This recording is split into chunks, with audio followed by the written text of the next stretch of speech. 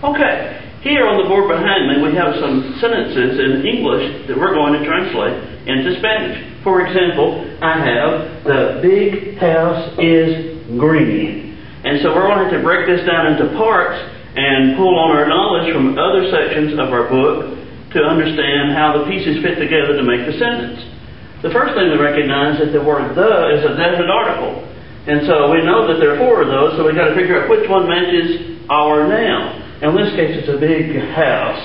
Okay? So we've got to figure out the gender of the word house. Okay? We've learned that house is la casa.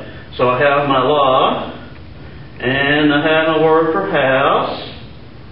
Okay, now then, we've learned that this is a word that describes house that must be an adjective, and in Spanish, our adjective is going to come after the noun that it describes.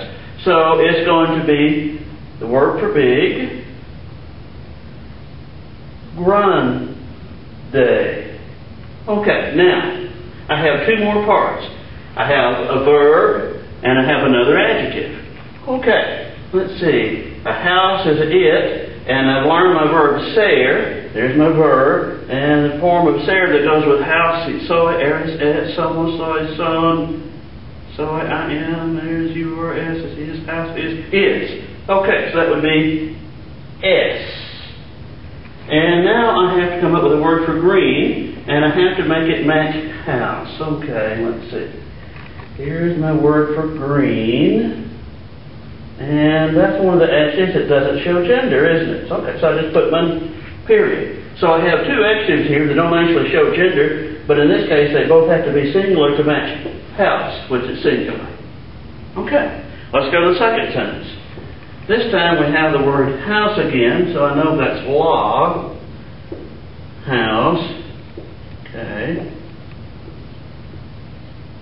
And let's see, this time the house is red. That's rojo. Let's see, feminine singular, go with house. Roja. And it's is again.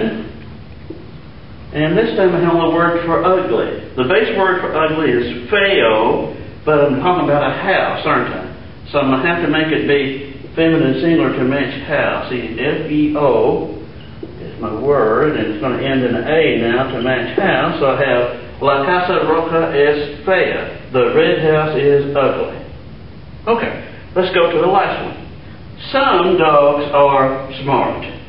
Okay, the word some, that's one of my indefinite articles. Let's see, there's two of those. Unos and unas.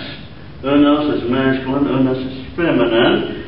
So I got to say dogs. Okay, I don't have a gender shown for dogs. And what you do when you don't know the gender, you use the masculine as your default. So we're going to make this masculine plural. So that would be unos then, wouldn't it? Unos. And the word dogs. The word dog is perro, P-E-R-R-O. And I'm going to have to make it plural. It ends in a vowel, so I made an S to make it plural. Okay, now I've got to look at the verb. Okay. I'm going from ser again. Soy, eres, es, somos, soy, son. I am, you are, he, she is, we are, you are, they are. They are. Dogs would be a they, wouldn't it? So that'd be they are, so that's son. And our last word is smart. There are a couple of words for smart. You could go intelligent, or you could use the word listo, which can also be smart. Let's use the word intelligent. I-N-T-E-L-I-G-E-N-T-E.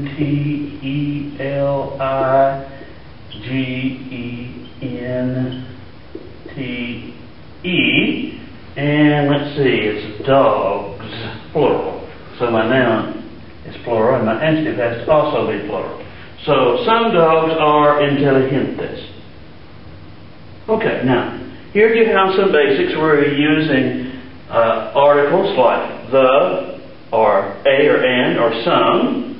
You're using adjectives to match nouns. You have verbs in there. You have to figure out the verb.